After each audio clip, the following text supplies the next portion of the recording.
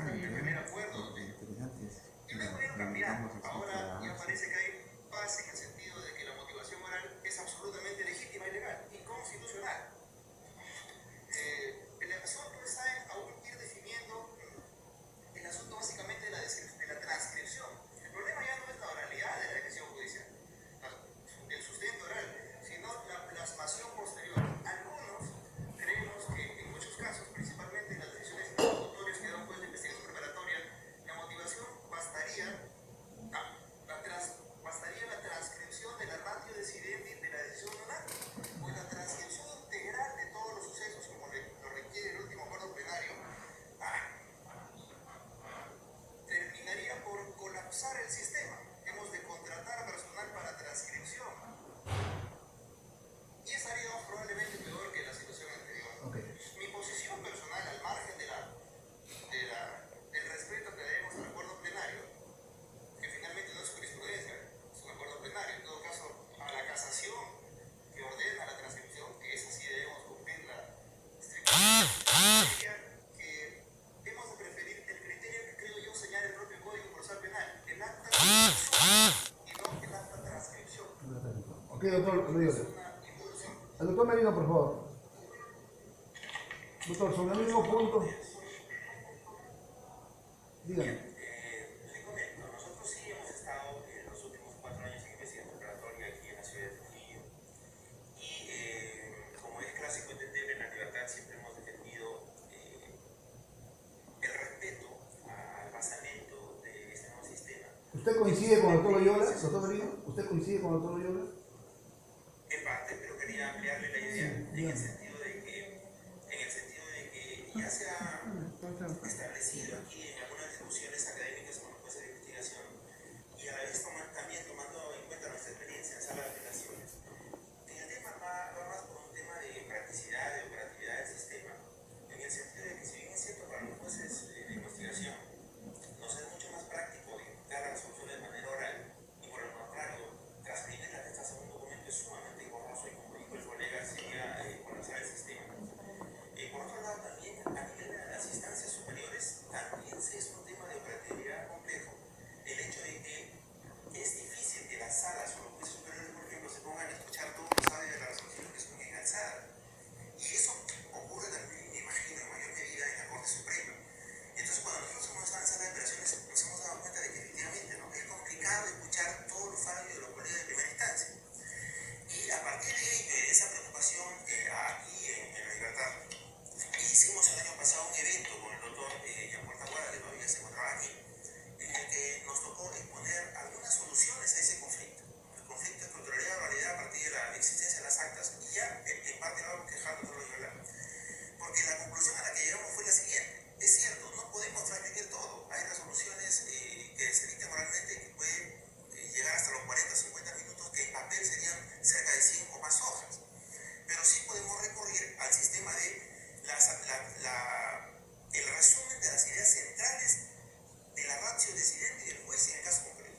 ¿Por qué? Porque eso permite que por lo menos en alzada el juez superior pueda ver, las razones concretas fueron estas, y por lo menos tener una idea del fundamento de la resolución del juez inferior. ¿Ha habido alguna resolución de nulidad o ha habido algún conflicto a nivel de la Corte de la Libertad respecto a la no transcripción de las resoluciones?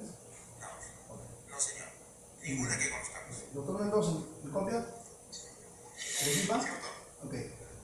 No es establecer un criterio de postura, sino ética penal lo que busca es qué sería lo mejor para el Código Procesal Penal en aras de una justicia más cercana, justiciable, en miras de que vamos a entrar en vigencia el Código Procesal Penal en Lima, que eso sería tener dos criterios antagónicos, pero al final de cuentas podemos cumplir una sola idea. A nivel de salas superiores, no se ha incrementado a nivel de juzgados el uso del papel, el uso de personal en el tema de las transcripciones. Han podido ver quizás en otros juzgados que puedan no ceñirse estrictamente a la escritualidad. ¿Cuánto es de que en verdad pudiéramos tener plasmado, no solo en una modificatoria, sino el trabajo que ustedes en el equipo muy bien lo hacen, para que podamos tener una sola comunión de ideas. ¿Usted considera de que no han tenido ningún problema en la actualidad? ¿Qué es lo que ha visto usted en su experiencia? Primero, doctor, en realidad lo que plantea el colega de la libertad en el sentido de que está en plan de evolución, eso es cierto. Creo que en todos los ritmos judiciales se aprecia esa evolución de criterios inicialmente un poco cerrados hasta la flexibilidad que se tiene de cara a los resultados.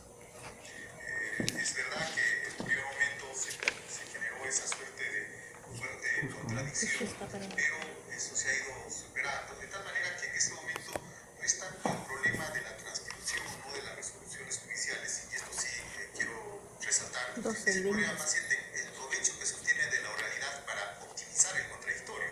Y de veras eso es una cuestión diferente, porque independientemente de la transcripción de las resoluciones judiciales, la oralidad sí tiene una tremenda ventaja para el debate. Un juez bien formado en teoría del delito, en teoría de la prueba, puede fácilmente dirigir una audiencia focalizada, concentrando el debate. Y eso sí ha dado buenos resultados. A nivel de los jueces de investigación preparatoria, por ejemplo, inicialmente había un equívoco tremendo en considerar que el juez de investigación preparatoria desarrollaba la misma labor que el juez de fundabilidad o juez de juzgamiento. Pronto se percataron que los jueces de investigación preparatoria desarrollamos una labor de naturaleza diferente, es un juez de control básicamente. Y ese juez de control tiene que aprovechar el escenario de la audiencia preliminar de control de acusación como para que pues pase a juicio lo que tenga que pasar, entonces tenga una pretensión punitiva bien elaborada. Entonces, como que el problema metodológico del escrito o del oral ha ido un poco cediendo el paso más bien a un tema de, estamos ante una perspectiva claramente procesal, un modelo que de una u otra manera está pergeñado en el Código Procesal Penal, o estamos simplemente ante un tema de difusión de litigación, de formas de litigación. Por lo menos en Arequipa hay un sector que ha propendido por esa primera parte, ese desarrollo desde una perspectiva procesal. Y eso es lo que se está desarrollando. Y es de hecho saludable las audiencias en el sentido de que ya no son tan extensas, sino son breves, focalizadas. Creo que es una bondad precisamente el manejo de una teoría procesal. Está bien, pero le digo, es en cuanto al tema del uso de papel, el uso del personal dedicado a la transcripción, ¿cómo han podido manejarlo este Arequipa? Las salas superiores tienen un asistente de audio, y el especialista de audio, perdón, y lo que se encargan los especialistas de audio es solamente la transcripción de la parte resolutiva, pero si este es impugnada, entonces en ese supuesto se ordena la transcripción completa. Obviamente esto ha generado que la labor de los especialistas de audio no sea tan recargada como supondría esto la transcripción completa. Entonces de esa manera se ha superado ese problema. Solamente la transcripción de la parte resolutiva. No se vaya. Doctor, le damos la bienvenida a la Corte de Justicia de Cusco. ¿Puede indicarnos su nombre y su cargo, doctor? Cusco. Bien, buenas tardes, doctor Meneses. Soy Eduardo Cinero, soy juez penal del Distrito Judicial de Cusco, de la provincia de Cádiz. Juez penal unipersonal. Actualmente estoy desempeñándome como magistrado de Podema en materia penal. Okay, bienvenido. Doctor Loyola y doctor Merino, para concluir una posición a nivel de juzgado de investigación preparatoria, al momento de llegar a una etapa tan importante, nosotros buscamos que debe ser el tamiz central, el rango de procesos que están yendo a la etapa de juzgamiento. En la etapa intermedia, en la libertad se está haciendo un filtro adecuado para evitar que no lleguemos todo a la etapa estelar del proceso, la etapa de juzgamiento. Están trabajando con las convenciones probatorias o estipulaciones probatorias que llaman en Colombia, ¿no? Están trabajando en esa idea de que en efecto a nivel de la etapa intermedia podemos llegar a evitar que todo esto pase a juzgamiento. Doctor Loyola y después doctor Merino.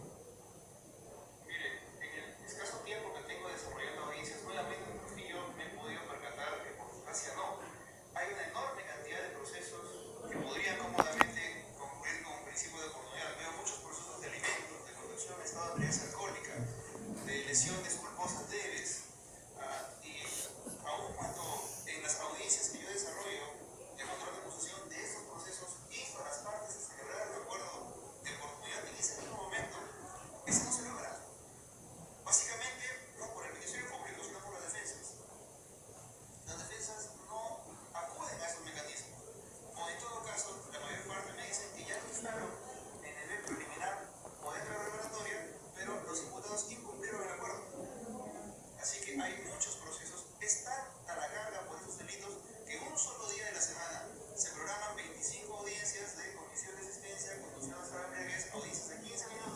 ¿Y todo va a juicio? ¿Y todo va a juicio? Y el 90% va a juicio. Doctor Merino, dígame, a través de la acusación directa, el proceso inmediato en la libertad, se está trabajando, por ejemplo, en el caso de flagrancia. Nosotros tenemos un proyecto presentado en el Consejo Ejecutivo a la implementación de las unidades de flagrancia, de tribunales de flagrancia, ¿no? El 446 es claro que podríamos nosotros invocar los procesos inmediatos. Usted, en su experiencia como juez, ¿están viendo la posibilidad de que darle mayor preeminencia a los casos de flagrancia? ¿O cómo se está trabajando el tema, por ejemplo, de la acusación directa, el proceso inmediato y la detención anticipada? Doctor Bonifacio, esas posibilidades de determinación alternativa y rápida del proceso penal lamentablemente no son usadas. Es más, en los casos de flagrancia, por ejemplo, se maneja más el tema de la determinación anticipada a partir de la negociación directa con el fiscal que la posibilidad de los procesos inmediatos de conclusión. Incluso para agregar el tema que señalaba el doctor Loyola, en los casos de conducción o misma determinante, obviamente no solamente es un día, había algunos juzgados, por lo menos mi persona, que dedicaban 2 días a la semana para hacer esos delitos, por ejemplo, ¿no? Y tampoco se veía ahí ninguna posibilidad de conclusión alterna del proceso. Entre otras cosas, ¿por qué? Porque la gran mayoría de esos procesos, por ejemplo, vienen sin abogado particular, sino que son asumidos por la defensa pública y la mayor parte de las veces, el 95%, el defensor no conoce al investigado. Entonces simplemente llega a cumplir el trámite de las audiencias previas a la ejecución del delito. Una de las cosas que nosotros propendemos y quisiéramos de que en lo posible, no todo hay el prejuzgamiento, ¿no? Y a nivel de... En Arequipa, ¿cómo está, doctor Mendoza, el tema relacionado a estas formas alternas de poder concluir no que todo llegue a juzgamiento? Primero, le pregunto en forma puntual para concluir con ustedes, señor hermano. El tema del proceso inmediato, la determinación anticipada, la acusación directa y ver qué tratamiento se da en caso, por ejemplo, explícito de flagrancia. Doctor Mendoza. En la norma no existe mucha práctica al respecto. Sí, retomando un tema que me parece importante, sí se ha puesto bastante énfasis en el control de imputación a nivel de la etapa intermedia. Se ha desarrollado cierta cultura respecto a un control adecuado de la imputación concreta, es muy exigente, pero todavía se tiene una suerte de resabio de lo que en investigaciones anteriores pues, han sido construidas sin proporciones prácticas adecuadas y con elementos un poco difusos. Un tema muy interesante que se prestó ahora último fue una acusación donde el fiscal hizo referencia a que pues, el sujeto activo bajo el pantalón de la menor y dio rienda suelta a sus bajos instintos. Entonces eso causó cierta alarma porque pues, eso básicamente viene a ser una apreciación general, pero no desarrolla las proporciones prácticas en función de los elementos activos. En realidad sí hay cierta preocupación, por lo menos respecto a la imputación concreta. Lo que sí, respondiendo a la pregunta que usted hizo, no existen muchos temas que estén vinculados a la acusación directa o el proceso inmediato. Terminaciones anticipadas sí existe cierta recurrencia de delitos menores como lesión a la esencia nuclear o delitos del peligro común. Okay. Doctor de Cusco. ¿Me escucha? ¿Cusco? Sí, doctor, sí, escucho. Si usted tuviera la posibilidad de presentar un proyecto respecto a qué modificaciones de carácter legislativo, de carácter de acuerdo del Consejo Ejecutivo, usted plantearía en aras de una mejor aplicación del Código Procesal Penal, no solo en Cusco, sino a nivel nacional. ¿Me escucha, doctor Sumire? Primer aspecto que... Sí, le escucho. Un primer aspecto que me parece importante es el tema de cómo controlamos las mini audiencias. Eso es algo recurrente. La posibilidad de concluir en una sola sesión ciertas audiencias no se ha hecho viable y me parece que ese es un tema que de todos los distritos judiciales, en cuántas sesiones tienen para cumplir juicio. En promedio estaba viendo delitos graves, lógicamente los colegiados, un aproximado de entre 7, 8, 10 sesiones. Es mucho y la recurrencia del tiempo también habría que limitar en ese nivel. Creo que eso es un tema que hay que trabajar.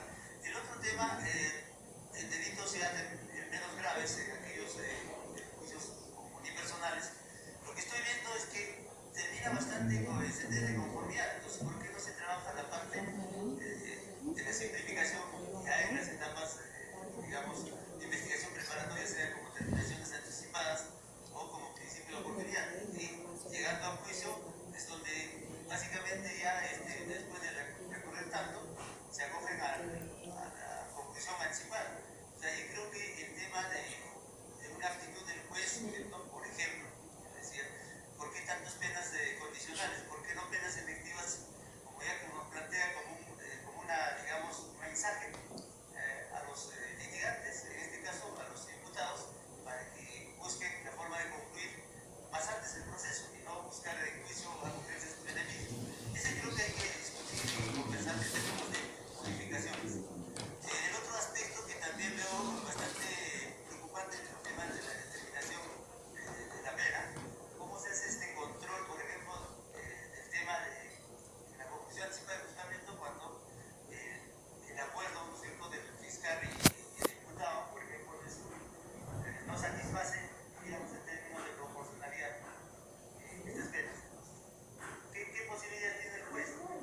No tiene como determinación anticipada la posibilidad de desaprobar. Entonces, hay una práctica interesante que en algún momento aplicamos como colegio, la posibilidad de rechazar, por ejemplo, ese acuerdo y plantearlo a un debate, digamos, probatorio para determinar la pena. Es parte, digamos, del procedimiento para determinar la pena en términos de cómo se plantea en términos de probanza para determinar la pena concreta. Esos serían algunos aspectos que podría ser interesantes. Doctor, usted se incorporó después de un pequeño debate que hemos tenido con el último magistrado de La Libertad y Arequipa, y quizás nos pueda indicar, en Cusco están haciendo los jueces a nivel de pedagogía para evitar de que todo no vaya a juicio. No sabemos la cantidad de solicitudes de los presidentes de las Cortes Superiores de todo el Perú pidiendo más jueces en juzgamiento. ¿Por qué? Porque implica de que todo está yendo a juicio. Están viendo formas alternas en Cusco, ya sea, y más en su opinión, si ven la forma de poder solucionar a través del proceso inmediato, la posesión directa o la posesión anticipada, que evite que todo no vaya a juicio.